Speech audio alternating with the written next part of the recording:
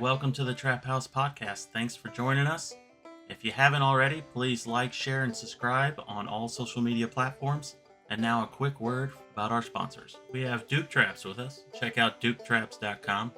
They manufacture over 40 different models of cage traps, coil and long springs, and body gripping style traps, as well as one of my personal favorites, the powder-coated dog proofs. Check out duketraps.com. Need a place to sell your fur?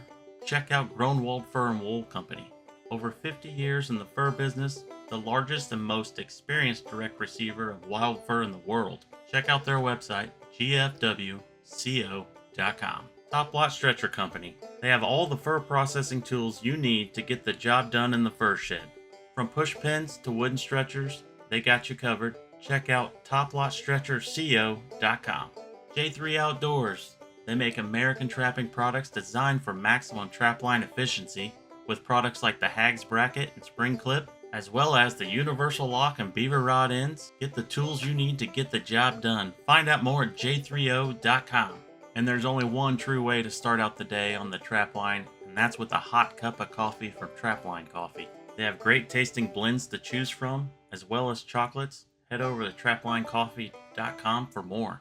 And we'd like to welcome the newest sponsor to the team, No BS Lures. Don't let the name fool you. There's more than just bait and lure. This company offers trapline tools and hardware, fur handling supplies, and the No BS traps. Check out nobslures.com. And last but not least, Hoosier Trapper Supply, home of the Top Dog Predator Bait, Jet Fuel Predator Lure. We offer a complete line of trapping baits and lures, deer scent, trapline tools and hardware, fur processing tools, and special package offers. Head over to HoosierTrapperSupply.com. All right, welcome back to the Trap House Podcast. This is not a new host. I'm just losing my voice, so everyone knows. Yeah, which means I'll probably lose my voice next week, because I'll probably catch this off of you. But yeah, I'm sorry. That happens on the trap line as well. Yeah, you go trapping together, passing it around. Yeah, all riding around the same cab. Probably originally came from a nasty coyote. Probably. But for today's episode, it's just me and Charlie playing to catch up, talking about upcoming events this season, just planning and kind of what's going on really. Yeah. In the trapping world. So. Yeah, we'll try to stay out of the weeds too much. But one thing. Somebody emailed the other day, and we've been negligent on that, as we're going to have the photo contest again this year. So definitely, it's the Show Us Your Bottle photo contest, and yourself, ideally, with a bottle of what you used out of the Hoosier Trapper line, the Leatherwood line. So it'd be Top Dog, Mighty Dog, anything in the Leatherwood lure line. And also, it's available to deer hunters as well. So if you're get a deer with our lip liquor or known heat or whatever you're using out of our lure line, get a picture of yourself with your deer, and then you got to hold the bottle. So yeah, those are the requirements. And then you have the opportunity to win a $100 gift card from Hoosier Trapper Supply. We give 2 out to trappers and 2 out to deer hunters. So be sure to get those entries in. And then ultimately the pictures It's not a trophy contest or anything. No. It's just right. Whatever success that you had personally, it will get you in. Right. And we're not judging the photos for the winner. We're doing it by drawing. Right. So, however, ultimately the pictures end up in the catalog, and those are judged to a certain point, because there's some photos that come in here that just are not suitable to put in the catalog, just to be straight up honest with you. So take some care in presenting the animal in the best light. So I think you all understand what I mean. So anyways, take some care in your photos, and try to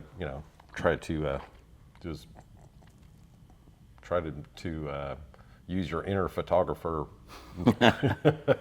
Now we're getting deep. Yeah. Anyways, so photo contest is going, and we will get that link on the website, homepage of the website with all the details, and the photos get sent through that email on the website. I think I'm not even gonna say what it is, but anyways, yeah, can't remember specifically. It's right there on the homepage. Right. Right. So that'll be on the homepage.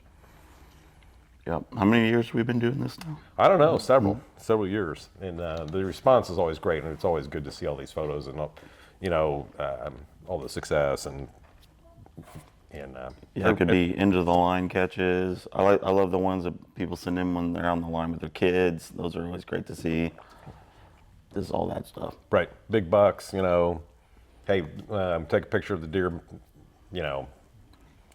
Tongues in. Ideally, as little blood as possible. I realize you have to shoot it. Ideally, better in the woods than in the back of a pickup. But if it's in the back of the pickup, that's the way it is too. So, Yeah. yeah. So what's we've talked about it and mentioned it. We really didn't get to trap a lot around home. We've lost so much ground to this development. It's getting harder and harder to find spots, it seems like, that make sense Right. without having to really deal with the public, and maybe they have animals that are running stray, and just, it's not even, it's almost a headache to where you don't even want to deal with it. But you got any ideas of what we could do? You mean locally? Yeah, locally before we head out. We're probably going to end up back in Texas, it sounds like. Yeah. I think we can fit in a few places. For those of you that have been here for the rendezvous, the creek that we do the demos in, we are gonna definitely go set that up a little bit, some mink sets or whatever, and then a couple places where we've caught coyotes. But like Justin said, for those of you that have been to the shop, in our immediate area around the shop, we're in pretty good shape. It still seems like it's somewhat country, somewhat country. But the urban sprawl has definitely affected us, and there's houses sitting, in places that I trapped when I was a teenager. So yeah, and I'm sure a number of you can relate to that, that live near a bigger city or whatever. Where we just got urban sprawl that you're dealing with. So, here in Johnson County, you got to have 5 to 10 acres. Usually it's a minimum of 5 acres to build a house, but I mean that just chops up all this farm ground. So, anyways, that's what we're dealing with. So we do intend to get out and do some trapping here locally. So Yeah, I wouldn't mind setting some mink sets and ditches and things like that, and then something a little different. Yeah, just something a little different that we don't get to really do too often. I know some beaver spots we could hit around here. It'd be pretty simple in and out deal, but we do plan on hooking up with Matt and Jared again in Indiana and running a line with them. I need to talk to them, get their schedule, but I really would like to tag along in their water setup for beaver in a boat. They did really well last year doing that. Mm-hmm. That was cool that they were able to capture that. So I'm looking forward to that too. And we will have some of they're going to be filming on their own as well, like they did last year. So we'll have some shows with them. Later in the season. And that will be definitely the semi-live because they'll be within the same season. And then what we do, whether it's one show or 2 shows or half a show, what we do locally, that'll be semi-live as well. So, yeah. But What else is new out there? hey, one question that I got, and for those of you that want to send questions in, we'll do a Q&A show. One question that I've got from an experienced trapper was, he was watching us on the Hoosier Trapper Outdoor Show on YouTube, and he was saying that he sees us making primarily dirt hole sets, which I suppose we definitely make more than 50% dirt hole sets, and he was like, wouldn't know if we did anything else, and certainly we do, flat sets and the triangle set and some stuff like that, or sets that we gotta adapt to the ground the because terrain, of, rocks or super hard ground. Or last year we were dealing with that 6 to 8 inches down, just literally hitting a frozen sheet of dirt that we couldn't even penetrate a lot of times. So yeah, we definitely vary it, and I think it's important to vary it. And as you guys have probably noticed, when we stop the side by side and we get out, and there's the 3 of us. Jake with us, that we, a lot of times we'll all three of us will make sets. Sometimes one of us will make 2 sets, so there'll be 3 to 4 sets at a stop a lot of times. And we do vary that, and they definitely come out looking different, even if we're trying to get a dirt hole in, because what we're dealing with is not consistent with maybe good farm ground. Yeah. So They're all pretty much dirt hole variations. Right. For the most part. But a lot of times we're big on that. You can't get a dirt hole in, so you make enough of a hole to get some bait in, and then put some over the top of the bait. So it basically turns into a baited flat set. So we're just kind of adapting to what we're dealing with. So yeah, I completely agree that the variation of sets is important. So at a location, but I think a lot of times, we've talked about this a lot, but a lot of times you'll have that snow gets on the ground, and for those of you that use cameras on set locations, the animal just walks by and doesn't even act like you have a set there. They don't even break stride. They just keep on walking. And I think there's a lot of factors in that, and obviously none of us 100% know what that animal's thinking at the time. But I think they're trying to get from point A to point B. That's all they're thinking about. The wind may not be right. They may just not be in the mood to work a set. More than anything, I don't think they're smelling it. I think they're just completely out of the loop in their mind. And they're trying to get someplace to where they're going. But and there's nights that maybe you'll have a very tentative visit, just walk in, give it a sniff, and then they just walk off.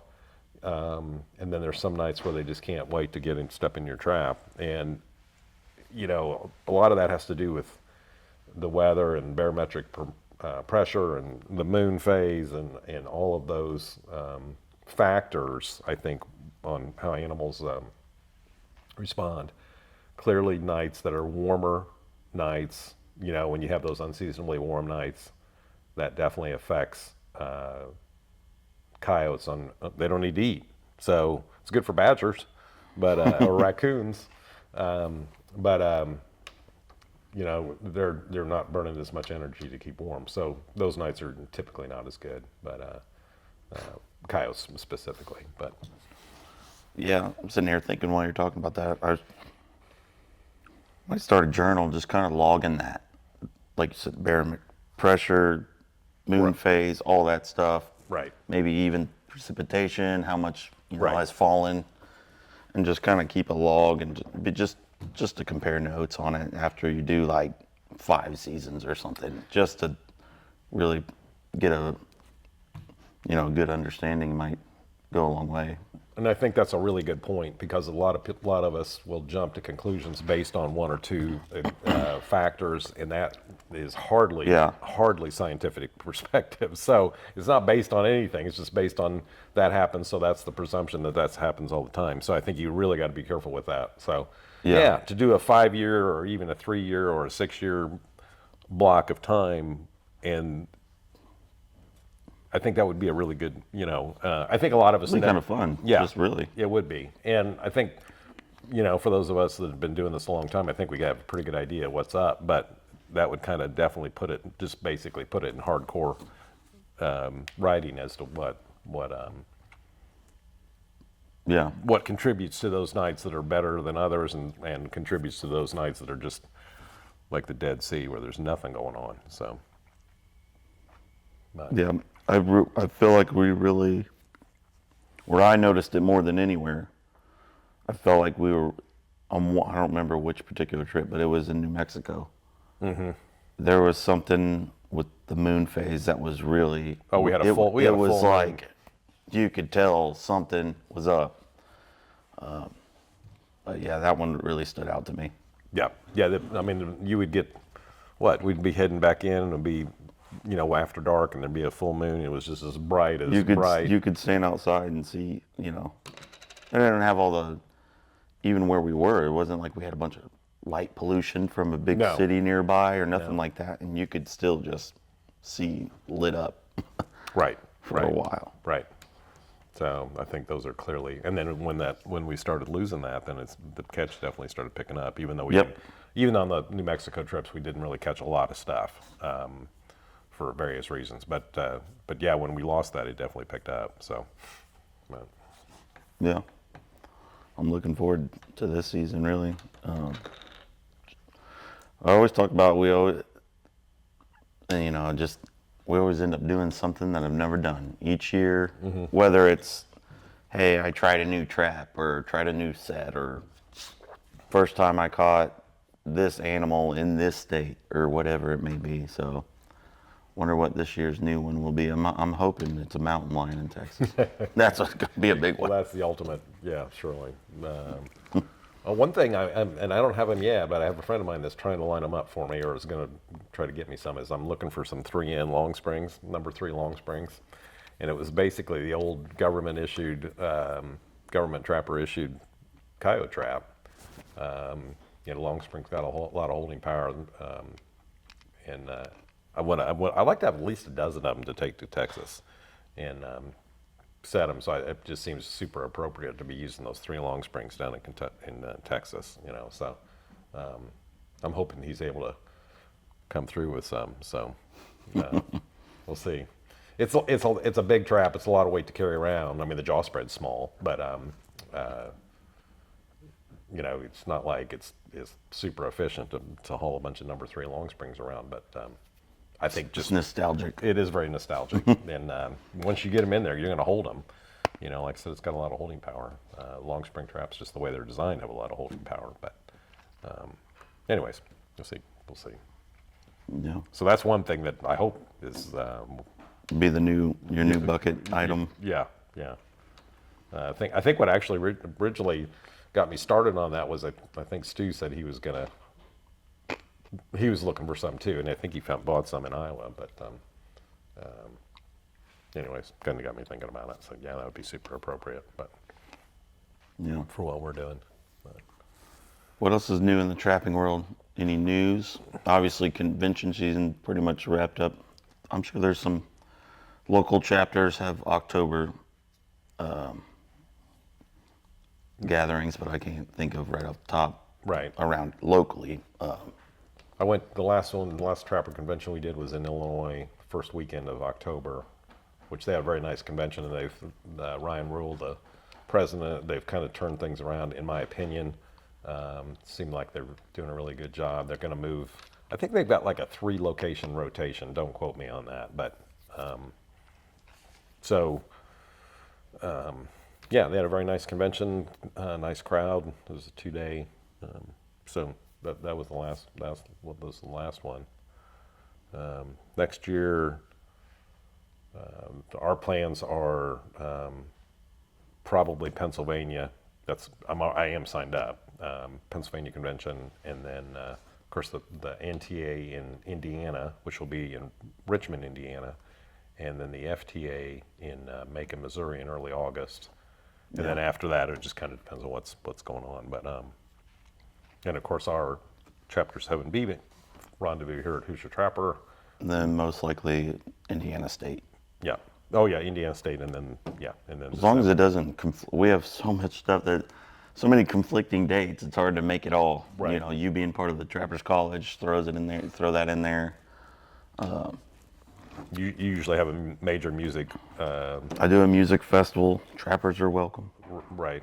We had several trappers and a lot of 7B members show up to help and Right. make things work. But And then you always have a major music festival that you attend and network off of in September as well. Yeah. So yep. so yeah, there's just all these factors that go into complications of things. But Yeah. anyways. That's how we end up getting music here for our 7B event. We had 2 different acts this year since we had 2 days. Past few years we've had music during lunch, and the feedback's been great, and it sounds like I'll be filtering some artists up over to the national. So we'll have live music at the national convention. Right. So Yeah, hopefully, yeah. They did have music there last year. You didn't line it up, but yeah, so good music. good music, good food always automatically turns into a good time. Exactly. And you get a bunch of trappers getting together, lying to each other about how many whatever they caught. It's just a good time. Yeah, yeah, yeah, yeah. So going back to the 7B rendezvous here, we did a day and a half. We started essentially at 3 o'clock, and the first demo was at 3, and people started arriving. Then. Yeah, I did the first demo. Yeah, you did, And I was surprised we had people there. Yeah, Because, it's like, Friday people afternoon. Yeah, still early. People are getting off work or still at work. And, so, yeah, people showed up, that's for sure. And then we had a great turnout all the way around, and weather was awesome. yeah. The weather was perfect. We had. I think we had a lot of good demos. We still struggle fitting everything in that we have on the schedule, but It's hard. we usually have a pretty tight schedule. So, but Leon from Top Lot Stretcher did a couple fur handling demos, and then Dennis Cobb did the state provided a bobcat on the carcass, and Dennis Cobb did a bobcat fur handling demo. And then, of course, Stu Miller was here and did a demo. And then Enos from Bluegrass Trapper from Kentucky, he came up and did a demo in addition to other demos. So we had a good demo lineup. I think the cool one,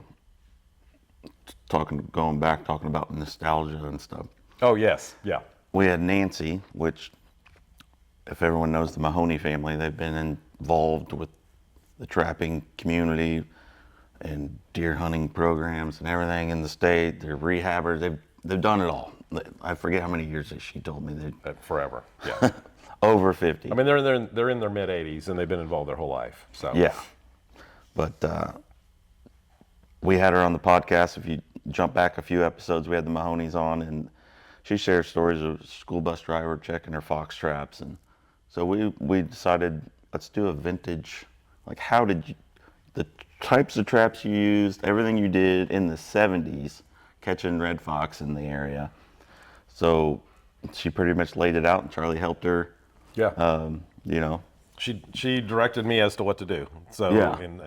And obviously working and running around, I didn't get to sit in on it, but you had quite a turnout. I mean, they were circled around you guys. We had good interest. Yeah. So that was cool. Hopefully we can do unique things like that, because you go to a lot of these conventions, it's pretty similar. Right. It's just someone's little slight different take on things. But if you can throw in some cool little things like that, I think really makes a good demo list for a day. Right. I think it was, I guess for those of you that have been around a long time like myself, what was cool was, and they talked about it on the podcast, and she talked about it too at her demo. So what turned the corner for them on their catching success was they went out and took instructions from Don Bierman in Iowa. And Don Bierman, when in the 70s and early 80s, was kind of the guy, so he was very serious trapper, caught a lot of stuff. He made a line of lure, and in fact, we used to sell his lure back then. Of course, he's no longer with us, but just going out and taking instruction from him, and then that just was when it really all clicked for him on how to catch. But just that, going back essentially 45 years or whatever, and 50 years, and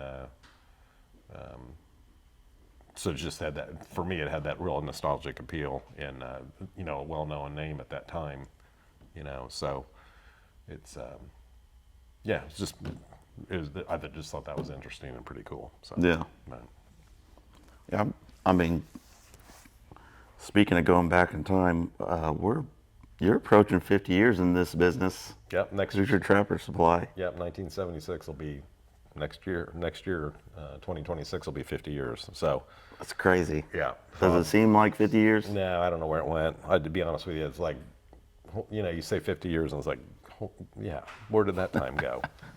So, and time just goes into just daily stuff, and of course we keep busy, very busy, and I personally have a lot of projects going on. So it's just, just time flies. And so and we'll do, and we did one years ago on kind of the history of Hoosier Trapper and how this all got going, but we'll do another one next, and more appropriately for next year. But technically, I started Hoosier Trapper in 1975, which was beginning my senior year in high school. And then in 76 is when it actually was incorporated. But so we're calling it 76 for the technical side of things. But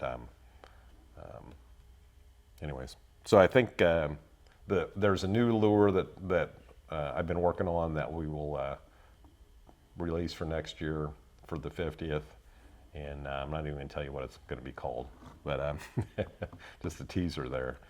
So the ingredients are just right out the door. Yeah. That's right. That's right. So yeah, that's going to be cool. Just 50 years of business, and what better way to celebrate it than make another lure? Yeah, yeah. The other thing is we'll have a poster for the 50th for sure. The other thing is, in the circumstances for me, since I started that young, a lot of businesses that hit their 50 years, the original person that started or the original owner may or may not be involved anymore. So because a lot of times people don't start them when they're that young. So, anyways, that I'm still around, still working, still come to work every day. That's why I tell people, whatever you're doing in life, you better make sure you like it, because you're going to spend more of your time doing that than anything else. So, being in the trapping industry isn't too bad when you love being outdoors and right, the people and just the attorney that set my original helped us set this up. He said, you're probably not going to get rich, but you'll be doing what you want to do. And that always stuck with me, and here it is, 50 years later, and I still remember that, or 49 years later. So I think that's really important, is something that you're going to spend the majority of your life doing is, hopefully you enjoy it, so. Yeah. It's funny, as you told me the same thing when I was graduating, because I had really struggled. I knew I wanted to go to college, but I did not know what I wanted to go to college for. So I was taking just like basic classes. Right. I remember you saying that in the old tornado house in the kitchen, farm kitchen there. So it's funny because it's true. I mean, you gotta like what you're doing. Yeah. So, and ultimately, you went to college for a fine arts degree in photography. Yeah. And we're putting it to use right now. We're using a camera that's filming this. That's right. That's right. The artistic side in the trapping world, it's there, because we do taxidermy, some hands-on stuff that's really cool. A lot of the graphic logos we've done over the years in design, and right. even tweaking the website or the YouTube channel, the editing. I took the video classes and just found a way to incorporate it into this world. So it's pretty cool. Yeah. So it's pretty cool. I think switching gears, it sounds like Groenwald's have put some teasers up that they're starting to move some fur. Muskrat, raccoon, even. So maybe even some red fox, and they're sold out of otter. So I imagine we'll have him on here soon, once you get a little more insight on things. Yeah. So we'll get whomever, Guy or maybe Gary or somebody on the podcast to talk about the fur market. So, of course, bobcats were really good last year, and here in Indiana, and I realize a lot of you are not listening from Indiana, but everybody here is excited about the upcoming bobcat season, which we've kind of run into the ground, I suppose, talking about. But anyways, everybody's excited about that. So, it's a big deal. It's a big deal for us here. I'll be happy to see. I imagine the ones that are caught in Indiana, our quota is only 250, but I bet a majority of them are going to be tan, kept, and mounted, or whatever for their First one. Yeah. But after that, maybe in the next year, it'd be interesting how many come to our fur sale. Is what I'm getting at. Right. To see what shows up at our fur sale in Columbus there. This year and the following years will be cool, and what they average and bring for an Indiana cat will be. Right. So I really don't know what to expect, because I've seen beautiful pictures of like fairly nice looking spotted up cats for here. Right. Right. But I've also saw the ones that are just, yeah. Yeah. So I think we're going to have just kind of a mix. Yeah, this eastern bobcat's considered a commercial cat, so a commercial grade cat. It's not a fancy by any means like what we catch out west. So, it's just for my limited looking at price wise, it's probably a $40 to $60 cat, maybe 80 on something exceptional, and maybe 20 on something that's not so good. So. Unfortunately, bobcats prime late, and our season comes in November 8th, so it's kind of a disadvantage, but in terms of fur quality. But that's just what we got to work with. So. Yeah. Well, it's all exciting. Yep. And that's about all we got in this episode of Chit Chat. We're going to call this Trap and Chit Chat. Yeah. Don't forget the photo contest. Email us any questions or whatever about anything really. Right. Yeah, we'll do a Q&A episode, and then don't forget Hoosier Trapper Outdoors next Friday. Yep. We'll see you later.